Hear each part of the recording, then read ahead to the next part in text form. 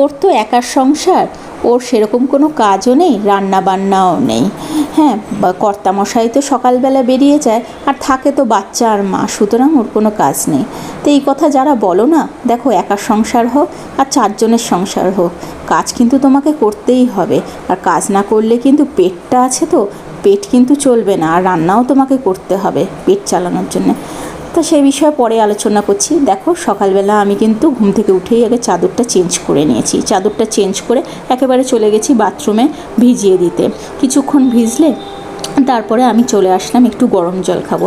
এত গরম পড়েছে তো এখন না চাটা আর খাচ্ছি না, বুঝেছো তো।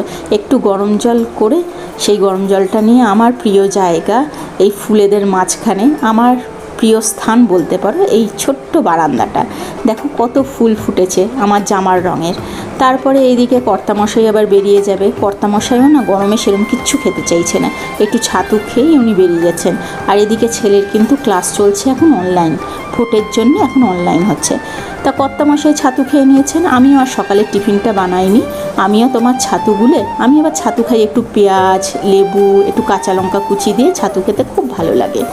তা দেখো, যেখানে সংসারে কাজ কম বলো না, সেই জায়গায় কিন্তু অনেক দায়িত্ব, বুঝেছো। সারাদিন একটা বাচ্চাকে নিয়ে থাকতে হয়। বাচ্চা যদিও আস্তে আস্তে এখন বড় হয়েছে, কিন্তু সেই বাচ্চাকে ফেলে কিন্তু তুমি চলে যেতে পারবে না। কোথাও যাওয়ার আগে তোমায় ভাবতে হবে কি রান্না করব, কি রান্না করে এদের খেতে দিতে হবে। কেউ থাকলে কিন্তু সে অন্তত বলতো যে তুমি যাও, আমি না হয় রান্নাটা করছি। তা যারা বলো না যে একার সংসার, কাজ কম না গো, কাজ আছে, সেটা কেউ বুঝতে দেয়, কেউ বুঝতে দেয় না। তা দেখলে তো এইদিকে জামা কাপড় যে ভিজিয়ে রেখেছিলাম, চাদরটাও ভিজিয়ে রেখেছিলাম। এখন গরমকাল তো, ওই জন্য দুদিন অন্তর অন্তর জানো তো চাদরটা চেঞ্জ করি। তাই এদিকে আবার দুপুরের প্রিপারেশনও শুরু করে দিয়েছি। দেখো আমটা ভিজিয়ে দিয়েছি, এঁচোড় চিংড়ি করব বলে এঁচোড় চিংড়ি কেটে রেখে এঁচোড় আর তোমার হচ্ছে আলুটা কেটে রেখে দিয়েছি, ওটা রাতের তরকারি। আর তোমার এদিকে হচ্ছে মাছে নুন হলুদ মাখে রেখে দিয়েছি। আর আমি একেবারে ওইদিকে তোমার স্নান করে বেরিয়ে এসেছি।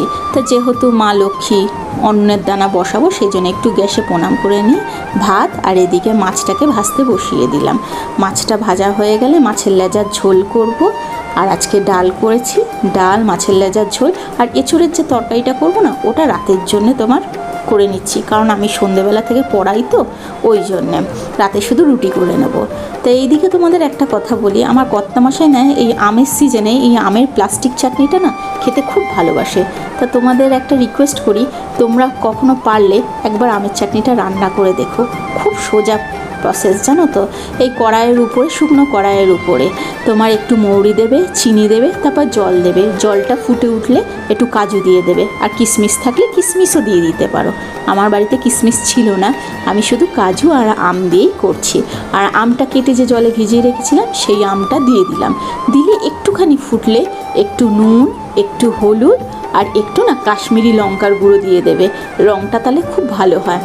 হয়ে যাবে চটজলদি তোমাদের আমের প্লাস্টিক চাটনি। দেখো আমার হয়েও গেল। তোমাদের সাথে কথা বলতে বলতে আমার প্লাস্টিক চাটনি কিন্তু তৈরি।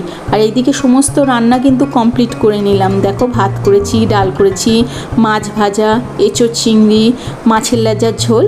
তা আমার ভিডিওটা কেমন লাগলো তোমরা জানিও। টাটা।